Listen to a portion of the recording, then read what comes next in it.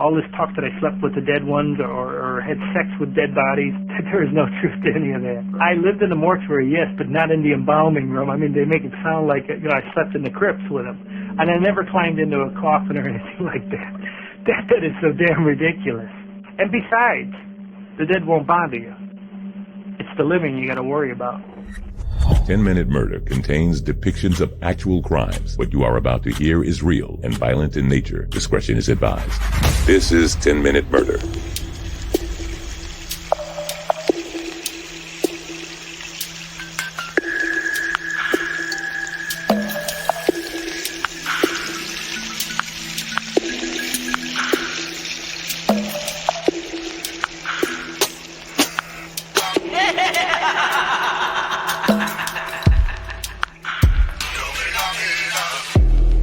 Welcome to the brief and bingeable true crime podcast, 10-Minute Murder.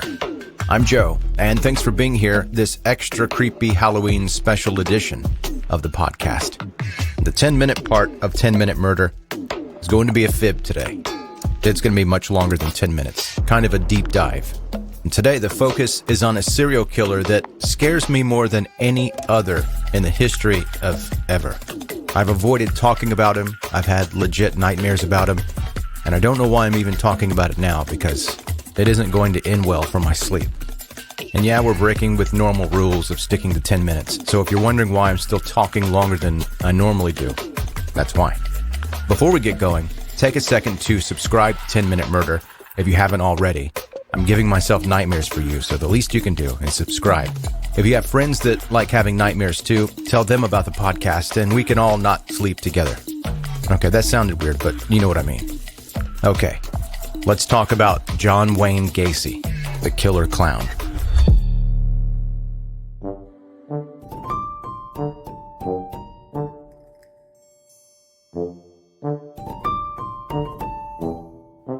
It's no surprise that John Wayne Gacy was admired and liked by most who had known him. He was a sharp businessman who had spent his time, when not building up his contracting company, hosting elaborate street parties for friends and neighbors, dressing as a clown, and entertaining children at local hospitals, and immersing himself in organizations such as the JCs, working to make his community a better place to live. People who knew Gacy thought of him as generous, friendly, and a hardworking man devoted to his family and community. However, there was another side to Gacy that few ever witnessed.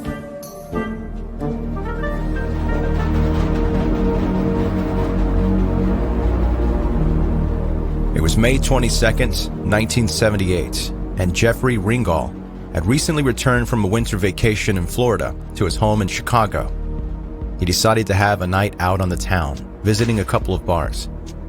While walking to a place, his path was blocked by a big black car. John Wayne Gacy was behind the wheel. He leaned out of the window and complimented Jeffrey on his tan. He asked him to jump in, ride around, and share a joint. Gacy didn't waste time. Within minutes, he had a chloroform-soaked rag over Jeffrey's face. When he woke up, he was at a house with a naked John Gacy standing in front of him. Gacy pointed out a row of sex toys he had placed nearby, telling Jeffrey what he was about to do to him with those. After a night of being drugged, raped, and tortured, Jeffrey Ringol woke up under a statue in Chicago's Lincoln Park. He was surprised to be alive after the trauma that was inflicted upon his body. He made his way to his girlfriend's and later to the hospital, where he stayed for 6 days. During that hospital stay, Ringol reported the incident to the police, who were skeptical about finding his rapist, given the little information that Ringol could provide. Along with skin lacerations, burns, and permanent liver damage caused by the chloroform, Ringol suffered severe emotional trauma. Yet, he was fortunate to be alive.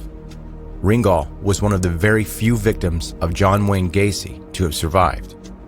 During a 3-year period, Gacy went on to viciously torture, rape, and murder more than 30 other young men, who would later be discovered under the floorboards of his home and in the local river.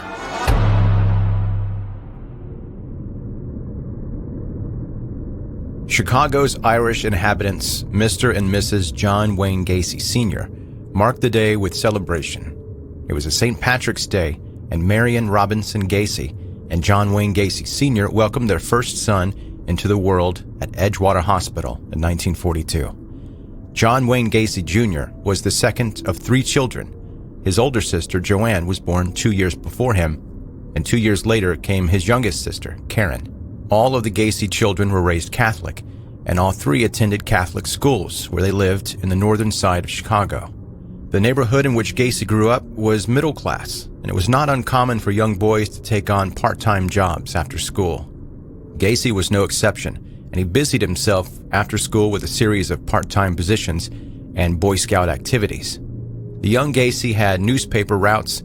He worked in a grocery store as a bag boy and stock clerk. Although he was not really a popular kid in school, he was liked by his teachers and coworkers and made friends at school and his Boy Scout troop. He always remained active with other children and thoroughly enjoyed outdoor scouting activities. Gacy seemed to have a very normal childhood, with the exception of his relationship with his father and a series of accidents that affected him. When Gacy was 11 years old, he was playing by a swing set when he was hit in the head by one of the swings. The accident caused a blood clot in the brain. However, the blood clot was not discovered until he was 16. From the age of 11 to 16, he suffered a series of blackouts caused by the clot. The blackouts ceased when he was given medication to dissolve the blockage in the brain. At the age of 17, Gacy was diagnosed with a nonspecific heart ailment. He was hospitalized on several occasions for this problem throughout his life, but they were not able to find an exact cause for the pain he was suffering. However, although he complained frequently about his heart, especially after his arrest, he never suffered any serious heart attacks. During Gacy's late teens, he suffered some turmoil with his father. Although relations with his mother and sisters were very strong, John Wayne Gacy Sr. was an abusive alcoholic who physically abused his wife and verbally assaulted his children. Although John Sr. was an unpleasant individual, young Gacy deeply loved his father and wanted desperately to gain his devotion and attention. Unfortunately, he was never able to get very close to his father before he died, something he said he regretted his entire life. In September 1964, Gacy met and married a co-worker named Marilyn Myers, whose parents owned a string of Kentucky Fried Chicken fast food restaurant franchises in Waterloo, Iowa. Fred Myers, Gacy's new father-in-law, offered him a position with one of his franchises. Soon after that, Gacy and his new wife moved to Iowa. Life seemed to hold a lot of promise for Gacy at this time in his life. Gacy began working for his father-in-law, learning the business from the ground up. On average, he worked for 12 hours a day, and not uncommon for him to work 14 or more hours per day. He was enthusiastic and eager to learn, with hopes of one day taking over the string of fast food restaurants. When Gacy was not working, he was active in the Waterloo, Iowa JCs. Gacy worked tirelessly performing volunteer work for his community through the JCs. It was there that he made most of his friends and spent most of his time. Marilyn gave birth to a boy shortly after their move to Iowa, and soon after the birth of their son, they celebrated the birth of a daughter. The Gacys had every reason to be happy during the first few years in Iowa. They had a nice house in the suburbs and a loving and healthy family. Marilyn enjoyed looking after the children, and John was happy in work and with the JCs. He was even working on a campaign for the presidency of the JCs. Everything seemed to be too good to be true, and it was. Everything seemed to be looking good for John Wayne Gacy, yet his lucky streak would not last too much longer. Rumors were spreading around town and amongst the JC members regarding Gacy's sexual preference. It seemed that young boys were always in Gacy's presence. Everyone heard the stories that Gacy was homosexual and made passes at the young boys who worked for him at the fast food franchises. Yet people close to him refused to believe the gossip, until May of 1968, when the rumors became truth. In the spring of 1968, Gacy was indicted by a grand jury in Black Hawk County for allegedly committing the act of sodomy with a teenage boy named Mark Miller. Miller told the courts that Gacy had tricked him into being tied up while visiting Gacy's home a year earlier and had violently raped him. Gacy denied all the charges against him and told a conflicting story, stating that Miller willingly had sexual relations with him in order to earn extra money. Gacy further insisted that JC members opposed to him becoming president of the local chapter organization were setting him up. However, Miller's were not the only charges that Gacy would have to face. 4 months later, Gacy was charged with hiring an 18-year-old boy to beat up Mark Miller. Gacy offered Dwight Anderson $10 plus $300 more to pay off his car loan if he carried out the beating. Anderson lured Miller to his car and drove him to a wooded area where he sprayed mace in his eyes and began to beat him. Miller fought back and broke Anderson's nose and managed to break away and run to safety. Soon after, Miller called the police. Anderson was picked up and taken into police custody, where he gave Gacy's name as the man who had hired him to perform the beating. A judge ordered Gacy to undergo a mental evaluation at several health facilities to find out if he were competent to stand trial. Upon evaluation, Gacy was found to be mentally competent. However, he was considered to be an antisocial personality who would probably not benefit from any known medical treatment. Soon after health authorities submitted the report, Gacy pleaded guilty to the charge of sodomy. When the judge handed down the sentence, Gacy received 10 years at the Iowa State Reformatory for Men, the maximum time for such an offense. John Wayne Gacy was 26 years old when he entered prison for the first time. Shortly after Gacy entered prison, his wife divorced him on the grounds that Gacy violated their marriage vows. While in prison, Gacy adhered to all the rules and stayed far from trouble. He was a model prisoner, realizing that there was a high possibility of an early parole if he remained nonviolent and well-behaved. 18 months later, Gacy's hopes came true. His parole was approved. On June 18, 1970, Gacy left the confines of the prison gates and made his way back to his place of birth in Chicago. John Wayne Gacy immediately began to put his life back on track again after moving back to Chicago. He knew he could not afford to let the past disrupt his future if he could help it. The only thing that seemed to have weighed Gacy down was the death of his father while Gacy was in prison. Gacy went through difficult periods of depression after his release from prison because he regretted never saying goodbye to his father. He felt cheated that he never had a chance to improve his relationship with John Wayne Gacy Sr., a man whom he had loved dearly despite his abusive behavior. He moved in with his mother and obtained work as a chef at a Chicago restaurant, a job that he enjoyed and worked at with enthusiasm. After 4 months of living with his mother, Gacy decided it was time he lived on his own again. His mother had been impressed with how her son was readjusting to life outside the prison walls, and she helped him obtain a house of his own right outside of Chicago's city limits. Gacy owned one half of his new house, located at 8213 West Summerdale Avenue in the Northwood Park Township, and his mother and sisters owned the remaining half of the home. Gacy was very happy with his new 2-bedroom, 1950s-style ranch house that was located in a nice, clean, family-oriented neighborhood. He was quick to make friends with his new neighbors, Edward and Lily Grexa, who had lived in the neighborhood since the time it was first built. After only 7 months of living in his new home, he was spending Christmas evening with the Grexas, whom he had invited over for dinner with his mother. The neighbors became fast friends and often gathered together for drinks or a game of poker in the comfort of their homes. The Grexas had no idea of Gacy's criminal past or his most recent run-in with the law. A little more than a month after the Grexas had visited for Christmas dinner at the Gacy's home, he had been charged with disorderly conduct. The charges stated that Gacy had forced a young boy whom he had picked up at a bus terminal to commit sexual acts upon him. Gacy had been officially discharged from his parole for only a few months before he was already breaking the law again. However, Gacy slipped through the system when all charges against him were dropped due to the no-show of his young accuser at the court proceedings.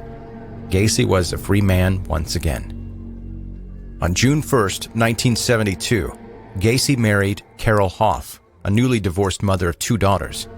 Gacy had romanced the woman who was in a state of emotional vulnerability, and she immediately fell for him. She was attracted to Gacy's charm and generosity, and she believed he would be a good provider for her and her children. She was aware of Gacy's prison experience, yet she trusted that he had changed his life around for the better. Carol and her daughters quickly settled into their new home with Gacy.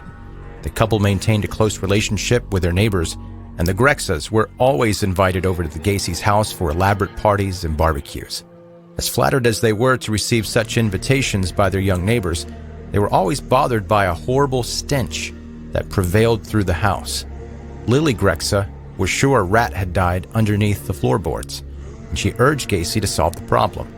However, Gacy blamed the horrible stench on the moisture buildup in the crawl space under the house. Yet, it wasn't a problem with moisture beneath the house. Gacy knew the real and more sinister cause for the smell, and he kept the truth from everyone for years.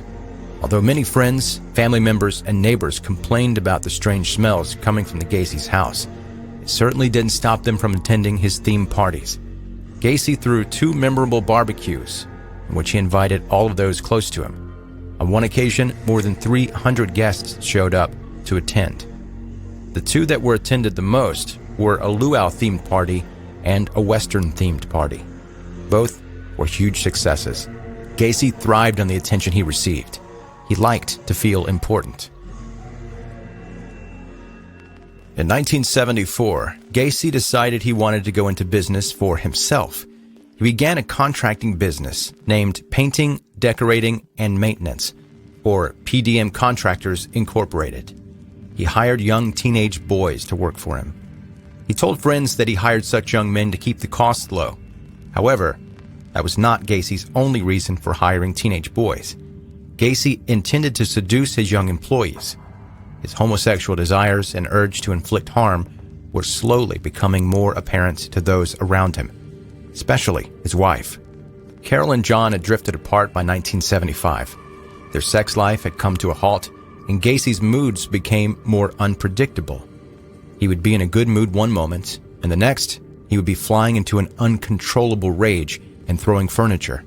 He was an insomniac, and his lack of sleep only seemed to make his other problems worse. Gacy was rarely home in the evenings, and when he was either fixing something outside of the house or working in the garage. However, there was one thing that Carroll was extremely worried about.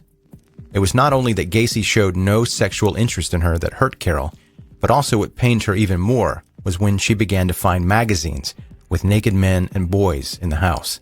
She knew Gacy was reading them, and he acted nonchalantly about his new choice of reading material. In fact, Gacy had told Carroll that he preferred boys to women. Naturally, Carroll was distressed, and she soon filed for divorce. The couple's divorce became final on March 2nd, 1976. Although Gacy was having marital problems, he refused to let it hold him back from realizing his dream of success. Being a man who thrived on and delighted in recognition and attention, Gacy turned his sights to the world of politics. It was in politics that Gacy hoped to make his mark on the world.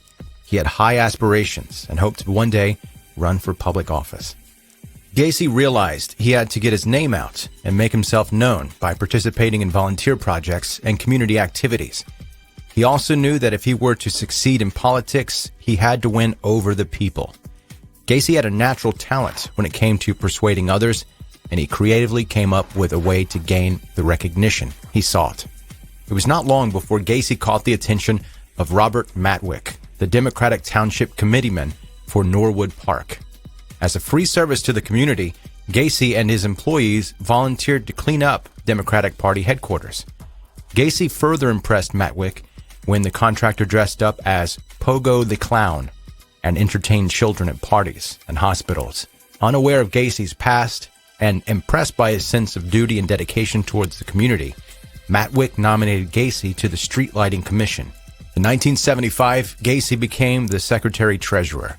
It seemed as if Gacy's dreams of success were beginning to come true. However, his career in politics would be short-lived. Troubles started to brew when rumors began to circulate about Gacy having homosexual interest in teenage boys. One of the rumors stemmed from an actual incident that took place during the time Gacy was involved with cleaning the Democratic Party headquarters. One of the teenagers who worked with Gacy on that particular project was 16-year-old Tony Antonucci. According to the boy, Gacy made sexual advances toward him, yet backed off when Tony threatened to hit him with a chair. Gacy joked about the situation and left him alone for a month.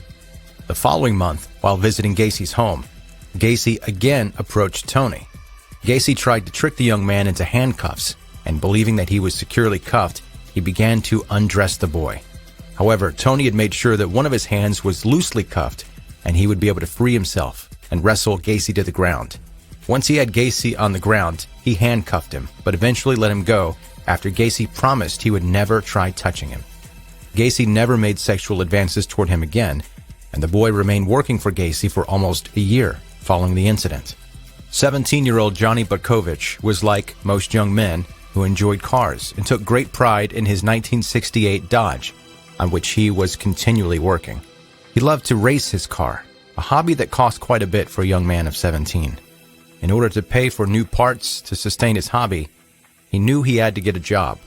Johnny began doing remodeling work for Gacy at PDM Contractors, a position that he enjoyed and that paid well.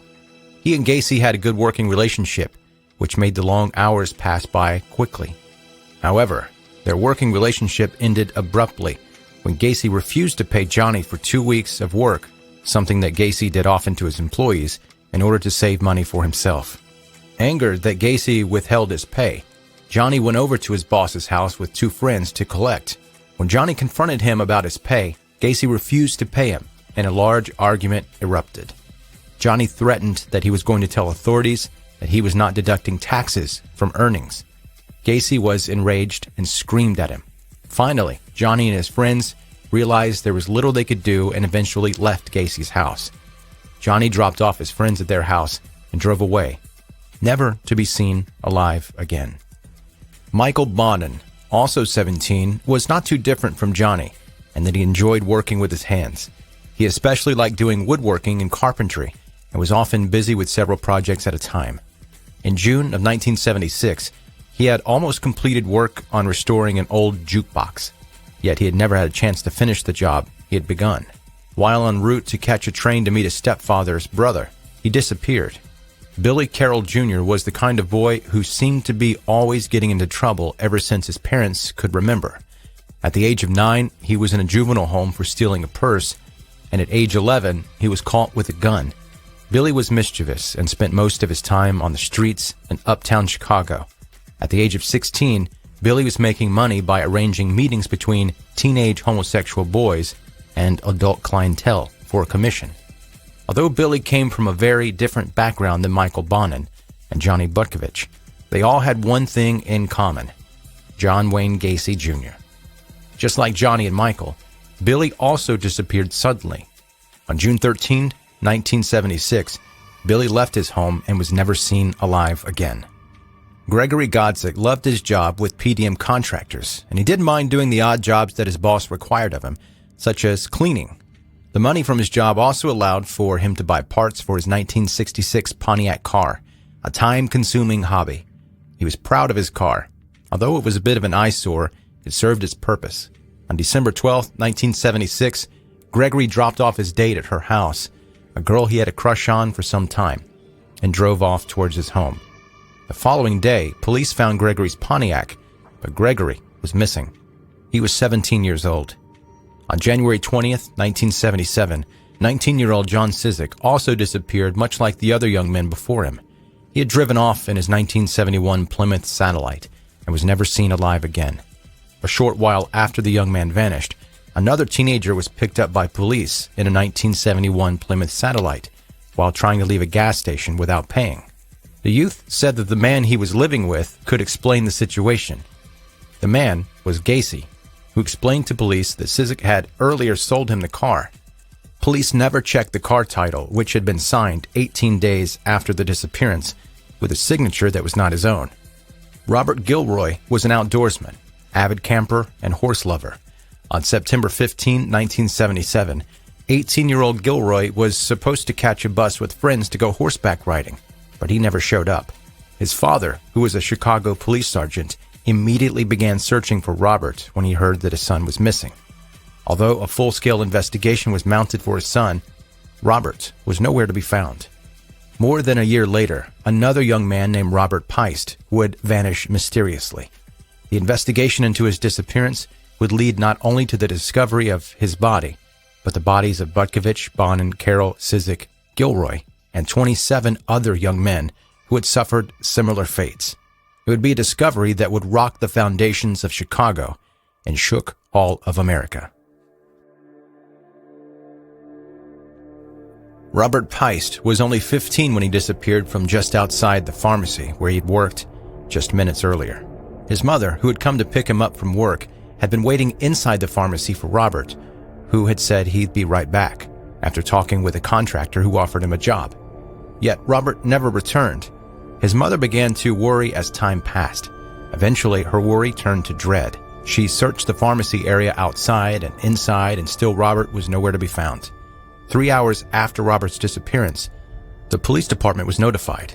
Soon after learning the name of the contractor who had offered Peist a job, police knocked on the man's door. When Gacy answered, the lieutenant told him about the missing boy and asked Gacy to go with him to the police station for questioning. Gacy said he was unable to leave his home at the moment because there was a recent death in the family and he had to attend to some phone calls. Gacy showed up to the police station hours later and gave his statement to police. Gacy said he knew nothing about the boy's disappearance and left the station after further questioning. The lieutenant decided to run a background check on Gacy the next day and was surprised to find that Gacy served time for committing sodomy on a teenager years earlier. They obtained a search warrant for Gacy's home. It was there that they believed they would find Robert Peist. On December 13, 1978, police entered John Wayne Gacy's house on Summerdale Avenue. Gacy was not home during this investigation. The inspector in charge of taking inventory recovered evidence in the house.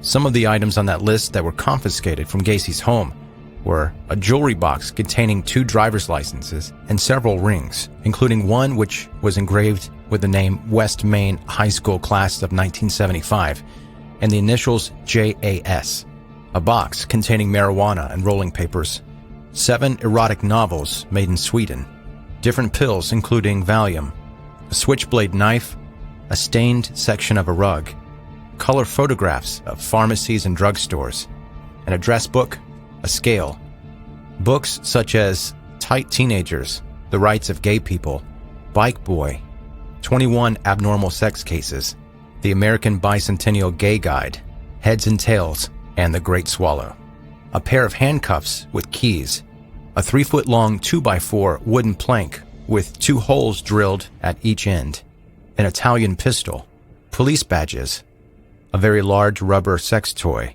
was found beneath the attic insulation, a hypodermic syringe needle in a small brown bottle, clothing that was too small for Gacy, nylon rope, and a mysterious roll of film. 3 automobiles belonging to Gacy were also confiscated, including a 1978 Chevrolet pickup truck with a snowplow attached that had the name PDM Contractors written on its side, a 1979 Oldsmobile Delta 88, and a van with PDM Contractors also written on its side. Within the trunk of the car were pieces of hair that were later matched to Rob Peist's hair. Further into the investigation, police entered the crawl space located beneath the Gacy home. The first thing that struck investigators was a rancid odor that they believed to be sewage. The earth in the crawl space was sprinkled with lime, but it seemed to have been untouched. Police found nothing else during their first search and eventually returned back to headquarters to run tests on some of the evidence and research the case more. Gacy was called into the police department and told of the articles that they had confiscated. Gacy was enraged and immediately contacted his lawyer. When Gacy was presented with a Miranda waiver stating his rights and asked to sign it, he refused when instructed by his lawyer. Police had nothing to arrest him on and eventually had to release him after more questioning about the Peist boy's disappearance. Gacy was put under 24-hour surveillance. During the days following the police search of Gacy's home, some of his friends were called into the police station and interrogated. Gacy had told his friends earlier that the police were trying to charge him with a murder, but claimed he had nothing to do with such a thing. From the interviews, police gathered little information on any connection with Gacy to Robert Peist. Friends of Gacy could not believe he was capable of killing a teenage boy. Frustrated due to the lack of evidence that police had linking Gacy to Peist, they decided to arrest Gacy on possession of marijuana and Valium. Unknown to police at the time, Gacy had recently confided in a friend and coworker a day before his arrest that he had indeed killed. Gacy further confided in his friend that he killed about 30 people because they were bad and trying to blackmail him. Around the time Gacy was arrested, He was awaiting action on the Ringol case, in which he had been charged with rape. Determined to find his rapist, Ringol had months earlier waited by one of the highway exits that he was able to remember during one of his wakeful episodes in Gacy's car, before being chloroformed again. Finally, hours after waiting by the exit, he spotted the familiar car and followed it to Gacy's house. Upon learning Gacy's name, he immediately filed charges of sexual assault. Finally, after an intense investigation and lab work into some of the items confiscated by police at Gacy's home, they came up with critical evidence against Gacy. One of the rings found at Gacy's house belonged to another teenager who had disappeared a year earlier. They also discovered that 3 former employees of Gacy had also mysteriously disappeared. Furthermore, the receipt for the roll of film that was found at Gacy's home had belonged to a co-worker of Robert Peist, who had given it to Robert the day of his disappearance.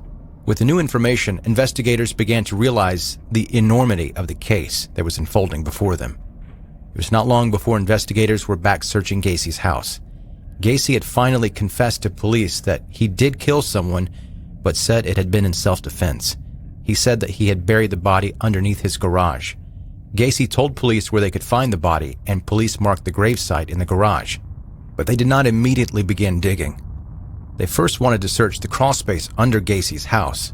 It was not long before they discovered a suspicious mound of earth. Minutes after digging into the suspicious mound, investigators found the remains of a body. That evening, Dr. Robert Stein, Cook County Medical Examiner, was called in to help with the investigation. Upon his arrival at Gacy's house, he immediately recognized a familiar odor, the distinctive smell of death. Stein began to organize the search for more bodies by marking off the areas of earth in sections, as if it were an archaeological site. He knew that the excavation of a decomposing body must be done with the utmost care to preserve its integrity and that of the gravesite. Throughout the night and into the days that followed, the digging progressed under the watchful eye of Dr. Stein. On Friday, December 22nd, 1978, Gacy finally confessed to police that he killed at least 30 people and buried most of the remains of the victims beneath the crawlspace of his house.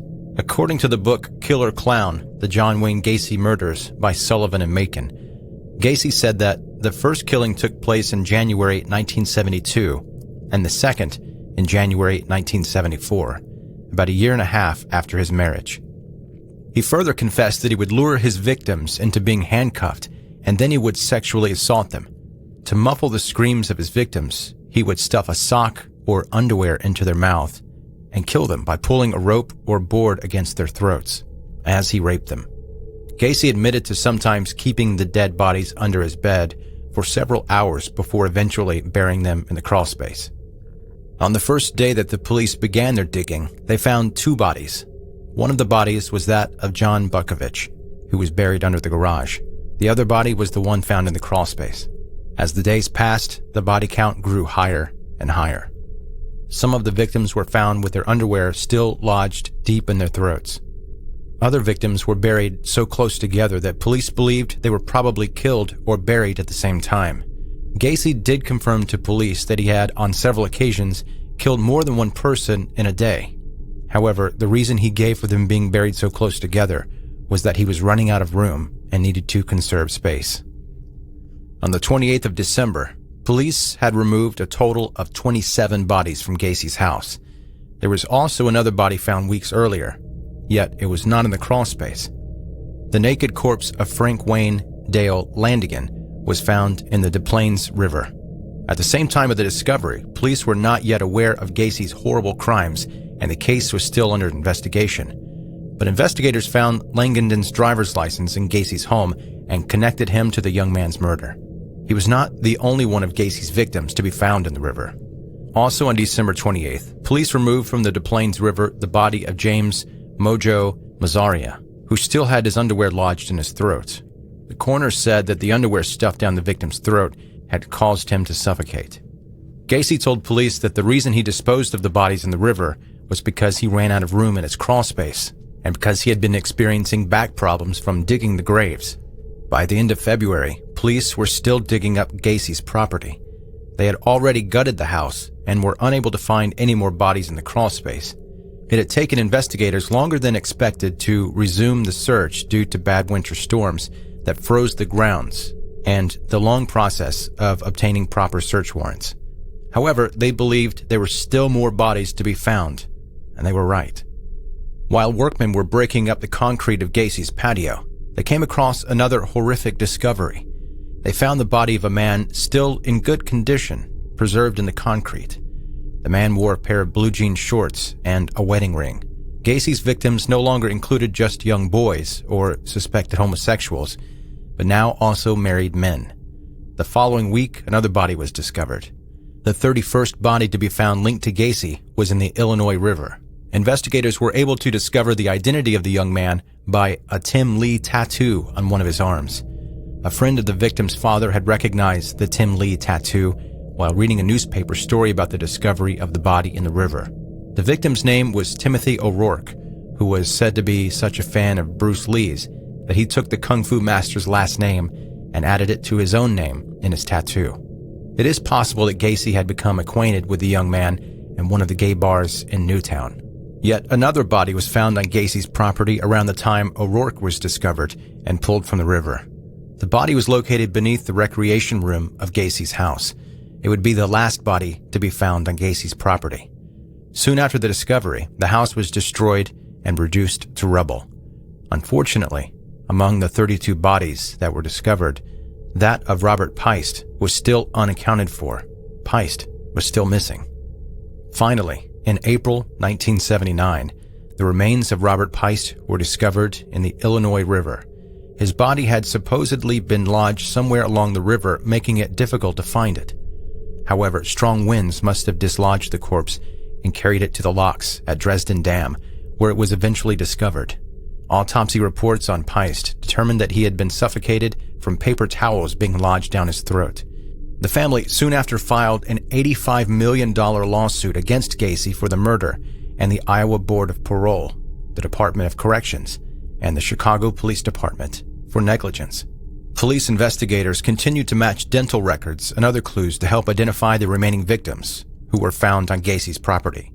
All but 9 of the victims were finally identified. Although the search for the dead had finally come to an end, Gacy's trial was just beginning.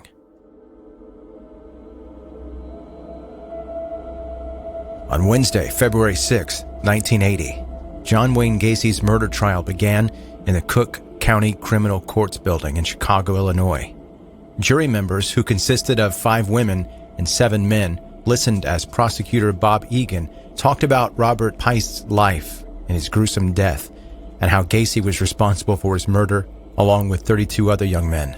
Egan told them about the investigation into Gacy, the discovery of the bodies beneath his house, and how Gacy's actions were premeditated and rational. In Sullivan and Macon's book, Killer Clown: The John Wayne Gacy Murders, it is said that Egan's statement left a stunning impression on jurors and the courtroom spectators, who were learning some of the details of Gacy's killings for the first time. Egan's opening statement was followed by one of Gacy's defense lawyers, Robert Mota. He opposed Egan's statement by claiming Gacy's actions were indeed irrational and impulsive, but asserting that he was insane and no longer in control of his conduct. If he had been found insane, Gacy would have become a ward of the state mental health system. Furthermore, there would be no time limits on the incarceration of such a person, and in many cases they are set free when they are deemed mentally stable enough to re-enter society. This is what Robert Mota believed was best for his client. Yet an insanity plea is usually just a very difficult one to prove. Although prosecutors were stung by Gacy's insanity plea, it was something that they had expected and were well prepared for. When the opening statements had concluded, the prosecution brought its first witness to the stand, Marco Butkovich, the father of one of Gacy's victims. He was the first witness of many that included family and friends of the murdered victims. Some of the witnesses broke down in tears on the bench, while others sadly recounted their last goodbyes to their loved ones. Following the friends and family of the victims came the testimony of those who worked for Gacy and who survived sexual and usually violent encounters with their boss. Some of his ex-employees told of his mood swings and how he would trick them into becoming handcuffed. Others told of how he constantly made passes at them while at work. The testimony continued for the next several weeks, including that of friends and neighbors of Gacy, police officers involved in the investigation, and psychologists who found Gacy sane during the killings. Before the state rested, it called some 60 witnesses to the bench. On February 24th, the defense began its proceedings, and to the surprise of many in the courtroom, the first witness they had called was Jeffrey Ringol. It was expected that Ringol would testify in behalf of the prosecution. However, Ringol had previously mentioned his encounter with Gacy in a book, and the prosecution believed that would damage their case if they took him on as a witness. Therefore, the prosecution did not call him because they believed his testimony would better help their case during cross-examination. Gacy's other defense lawyer asked Ringol if he thought Gacy was able to control himself. Ringol didn't believe so, considering the savagery of Gacy's attack. Testimony of Ringol did not last very long because he broke down while telling the court the details of his rape. Ringol was so stressed that he began to vomit and cry hysterically. He was eventually removed from the courtroom as Gacy sat by, exhibiting no signs of emotion. In an effort to prove insanity, his defense attorneys called to the stands family and friends of the accused killer. Gacy's mother told of how her husband abused Gacy on several occasions, at one time whipping him with a leather strap. Gacy's sister told a similar story of how she repeatedly witnessed her brother being verbally abused by their father. Others who testified for the defense told of how Gacy was a good and generous man who helped those in need and always had a smile on his face. Lily Grexa took the stand and told of how wonderful of a neighbor he was. However, Miss Grexa did say something that would prove damaging to Gacy's case. She refused to say that he was crazy. Instead, she said she believed Gacy to be a very brilliant man. The statement would conflict with the defense's story that he was unable to control his actions and was insane. The defense then called a psychologist who interviewed Gacy before the trial. He found Gacy to be extremely intelligent, yet believed that he suffered from borderline schizophrenia. Other medical experts that testified on behalf of the defense gave similar testimony, stating that Gacy was schizophrenic, suffered from multiple personality disorder, or had antisocial behavior. They further stated that Gacy's mental disorder impaired his ability to understand the magnitude of his criminal acts. In conclusion, they all found him to have been insane during the times he committed murder. After the testimony of the medical experts, the defense rested its case. Both sides emotionally argued their cases to the jury that sat before them. Each side recalled previous witnesses and experts who had testified. The prosecution reminded the jury of the heinous crimes committed by Gacy, talked of his manipulative behavior, his rape and torture of the victims, and how his crimes were premeditated and planned. The defense insisted that Gacy was insane and out of control at the time of the killings, and pointed to the testimony given by experts during the trial. After the closing arguments and the testimony of over 100 witnesses over a period of 5 weeks, the jury was left to make their decision. It took only 2 hours of deliberation before the jury came back with its verdict. The courtroom was filled with silence, and everyone within stood at attention when the jury marched in with its verdict. The silence was broken when the court clerk read, "We, the jury, find the defendant, John Wayne Gacy, guilty."